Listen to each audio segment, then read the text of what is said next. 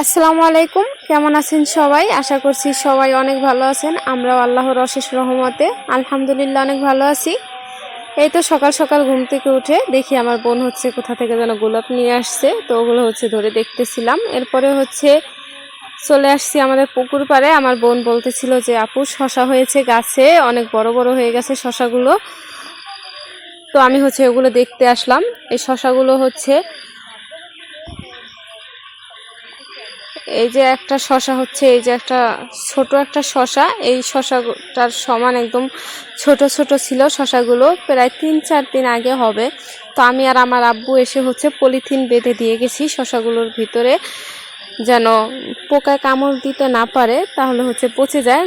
তো এই 3-4 দিনের ভিতরে কিভাবে করে এত বড় হয়ে গেল শশাগুলো, আমি দেখে অবাক অবাক হয়ে গেলাম আর কি, যে কিভাবে এত তাড়াতাড়ি এরকম বড় হয়ে গেল। মানে সর্বোচ্চ 3-4 দিন হবে। আমি তো আমার বাবার বাড়ি আসছি মাত্র 6-7 দিন হবে। তো আসার 1-2 দিন পরে এরকম বেঁধে দিয়েছিলাম আমি আমার আব্বুর সাথে। তো এখন দেখি এত বড় হয়ে গেছে আর কি। তো আমার মার সাথে আমি বলতেছিলাম যে কিভাবে এত বড় হয়ে গেল। মা বলতেছিল যে শশা এরকম তাড়াতাড়ি বড় হয়ে যায়, আর এখন তো বৃষ্টি হচ্ছে এই জন্য আরও তাড়াতাড়ি বড় হয়ে গেছে। তো আমার বোন হচ্ছে একটা শশা ছিঁড়ে নিল। তো আমি হচ্ছে ওকে বকা দিতেছিলাম যে তুই কেন আগে এসে শশাটা ছিঁড়ে ফেললি।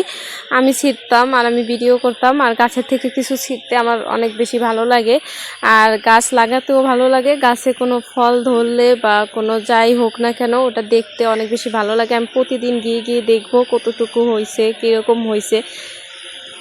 তো এই আর কি। এরপরে হচ্ছে আমাদের হচ্ছে একটা চালতা গাছে একটা চালতা হয়েছে, এটা হচ্ছে নতুনই হয়েছে এই বছর।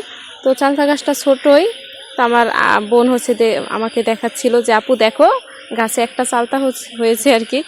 তা আমি চালতা দেখতেছিলাম, এই যে আমাদের অনেকগুলোই চালতা গাছ আছে। তারপর হচ্ছে শশাটা নিয়ে বাসায় চলে যাচ্ছি ট্যাং ট্যাং করে। এরপরে মা রান্না করতেছিল, মাকে বলে এসেছিলাম যেন একটু আটা সিদ্ধ করে রাখে। তো এসে দেখি এই যে আটাটা সিদ্ধ করে রেখেছে। তো আটাটা হচ্ছে একটু শুকনা শুকনা করে সিদ্ধ করেছে, কারণ আটাটার ভিতরে অনেক কিছু দিব এই জন্য। কারণ একদম বেশি নরম থাকলে যখন আরও সাথে অনেক কিছু অ্যাড করব, ডিম তারপরে এটা ওইটা, তখন আরও বেশি নরম হয়ে যাবে, তখন আর পিঠা বানানো যাবে না। এই জন্য একটু শক্ত করে আটাটা সিদ্ধ করেছে। এর ভিতরে হচ্ছে 2টো হাঁসের ডিম দিয়ে দিচ্ছি। এগুলো হচ্ছে দেশি যে হাঁস আছে ওই হাঁসের এই ডিম। মুরগির ডিমটা দিলে একটু বেশি ভালো হয়, কারণ মুরগির ডিমে হচ্ছে পানির পরিমাণটা একটু বেশি থাকে, আর হাঁসের ডিমে হচ্ছে কুসুমটা একটু বড় থাকে, পানির পরিমাণটা একটু কম থাকে। যাই হোক ওটার ব্যাপার না, ডিম হলেই হলো। তারপরে হচ্ছে ডিম দিয়ে হচ্ছে এই যে আটাগুলো ভালো করে মথে নিতেছি। এই যে মথা হয়ে গেছে। এরপরে হচ্ছে এর ভিতরে দিয়ে দিব হচ্ছে বাদাম বাটা, বাদামের সাথে একটু এলাচ দারুচিনি বেটে দিয়েছিল যেন পিঠা থেকে একটা সুন্দর স্মেল আসে এই জন্য। এরপরে হচ্ছে মা হচ্ছে এই তো আলু আর হচ্ছে মসুর ডাল এগুলো সিদ্ধ করে দিয়েছে, আমাকে বলতেছিল এগুলো পিঠার ভিতরে দেওয়ার জন্য, এতে করে পিঠাগুলো অনেক সফট হবে এবং খেতেও অনেক বেশি মজা লাগবে। তো এই পিঠার ভিতরে হচ্ছে নারকেলও দেওয়া যায়, নারকেল বেটে।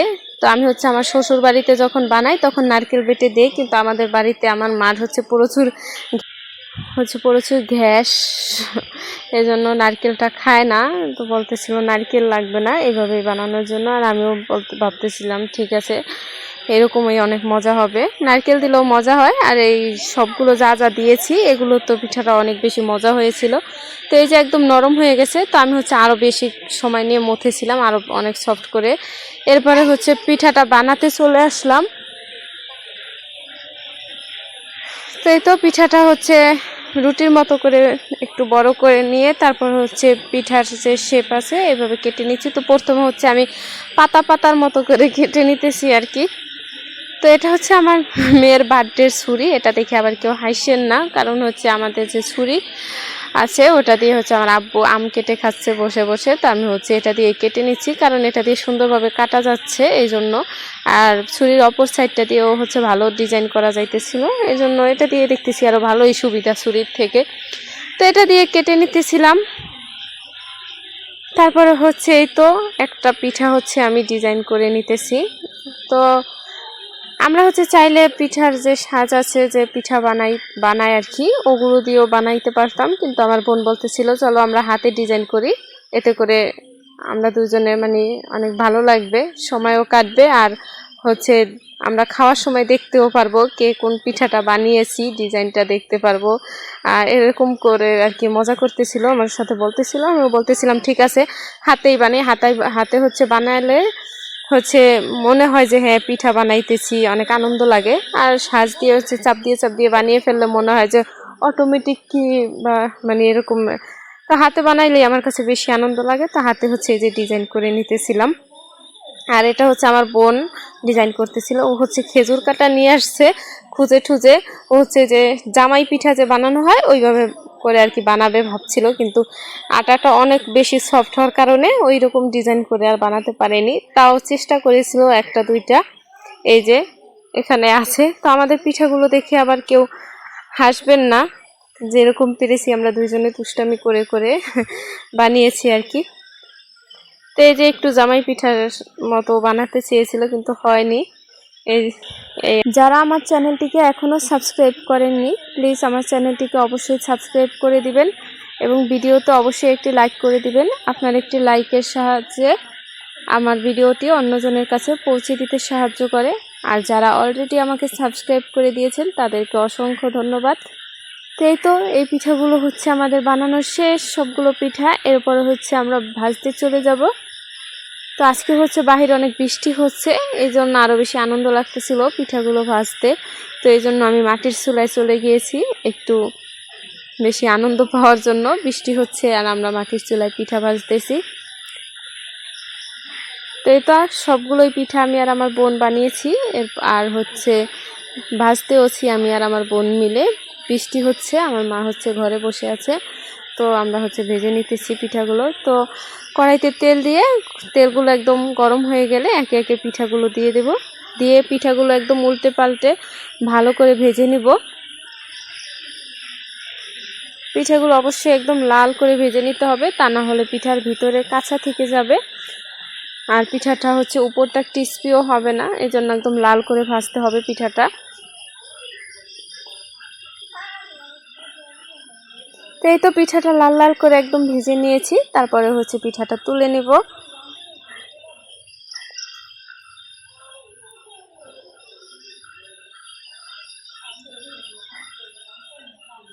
তো এই যে পিঠাটার ভিতরে হচ্ছে আমরা চিনিটা একদম সামান্য পরিমাণে দিয়েছিলাম, বাকিটা হচ্ছে শিরা করে তারপরে দিব।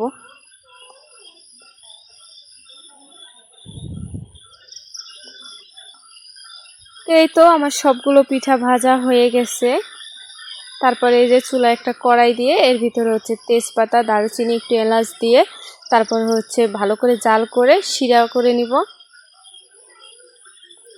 এই যে শিরাটা হয়ে গেলে এর ভিতরে পিঠাটা একে একে দিয়ে তারপরে এপাট ওপাট ভালো করে ভিজিয়ে তারপরে হচ্ছে পিঠাটাকে তুলে নিব। এই পিঠাটা হচ্ছে দুধ দিয়েও রান্না করে খাওয়া যায়, মানে দুধ জাল করে তার ভিতরে ভিজিয়ে রাখতে হয়, তাহলে একদম নরম হয়ে থাকে। ওটা হচ্ছে চামচ দিয়ে খেতে অনেক ভালো লাগে। আর শিরায় ভিজিয়ে এভাবে খেতে আবার আলাদা মজা, কারণ এটা হচ্ছে তুলে ফেলার কারণে এটা হচ্ছে উপরটা ক্রিস্পি থাকে, ভিতরটা একদম সফট থাকে, এটা খেতে আবার অন্যরকম মজা হয়। তো আমি হচ্ছে কিছু পিঠা হচ্ছে তুলে নিয়েছি আমার মায়ের জন্য, মা যেহেতু বাসায়, তো মাকে হচ্ছে তো দিয়ে গেলাম। মা হচ্ছে যে সামনে যে বেঞ্চগুলো থাকে ওখানে বসে আছে, বৃষ্টি দেখতেছে বসে বসে। আর আমি হচ্ছে পিঠা দিয়ে গেলাম মাকে, যেহেতু মা পিঠা বানানোর সময় ছিল না, ভাজতেও দেখেনি। তো এই তো মাকে পিঠাগুলো দিয়ে গেলাম, আমার মেয়েও খাচ্ছিল। এরপরে হচ্ছে সন্ধ্যাবেলা, এটা হচ্ছে আমি হচ্ছে আমরা মাখিয়ে খাবো। আমরা হচ্ছে মিষ্টি জিনিসের থেকে টক জিনিস বেশি পছন্দ করি আমরা সবগুলো বোনেরাই। তো পিঠা টিঠা খেয়ে আমার মনে পড়লো যে একটু টক কিছু খাই। এরপরেই তো মনে পড়লো যে ঘরে তো আমরা আছে, একটু আমরা মাখাই তারপরে খাই। এই তো আমরাগুলো কেটে নিচ্ছি, এই ভিডিওটা হচ্ছে আমার বোন করেছিল। তো এই যে আমি হচ্ছে আমরাগুলোকে কেটে নিতেছি। তো ওরা হচ্ছে আমার বোন হচ্ছে ভিডিও করলে ওকে যতই দেখিয়ে দেয় তাও ওর ভিডিও এরকম হয়ে যায়, ও কীভাবে যেন মোবাইল সোজা করে ধরে ফেলে, এরপরে এরকম হয়ে যায়। তো যাই হোক, যেরকমই ভিডিও করেছে তাও তো করে দিয়েছে একটু ভিডিও। ওকে হচ্ছে সহজে ভিডিও করতে বললে ও করে দেয় না, এই জন্য আমি রাগও করেছি, তো এই ভিডিওটুকু করে দিয়েছে। তো আমরাগুলো একটা গ্রেটারের সাহায্যে গ্রেট করে নিয়ে এরপরে হচ্ছে এই যে শুকনা যে মরিচ আছে ওটা হচ্ছে পুড়ে নিব। যে কোনো মাখা চোখা খাওয়ার ক্ষেত্রে মরিচটা হচ্ছে পুড়ে দিলেই বেশি ভালো লাগে। যদিও মরিচটা একটু কালো হয়ে যায় তাও এটা কোনো ব্যাপার না, কারণ অনেক মজা হয়।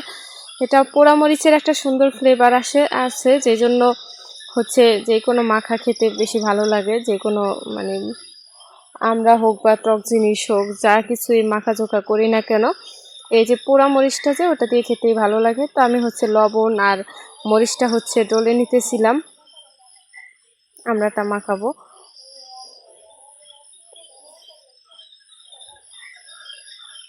তো এই তো ভালো করে মরিচটা দিয়ে তারপর হচ্ছে মরিচ আর লবণ সবগুলোর সাহায্যে হচ্ছে আমড়াগুলো মেখে নিতেছি সবগুলো একসাথে।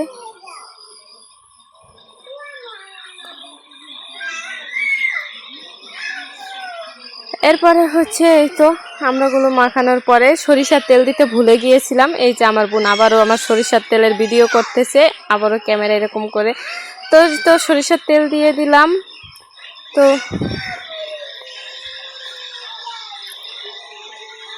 আমরা মাখাটা খেতে আসলে অনেক মজা হয়েছিল। আমড়াগুলো এখনো অনেক কচি, একদম বড় হয়নি, মিডিয়াম সাইজের হয়েছে। তো আজকের ভিডিওটা এই পর্যন্তই। সবাই ভালো থাকবেন, দোয়া করবেন আমাদের জন্য।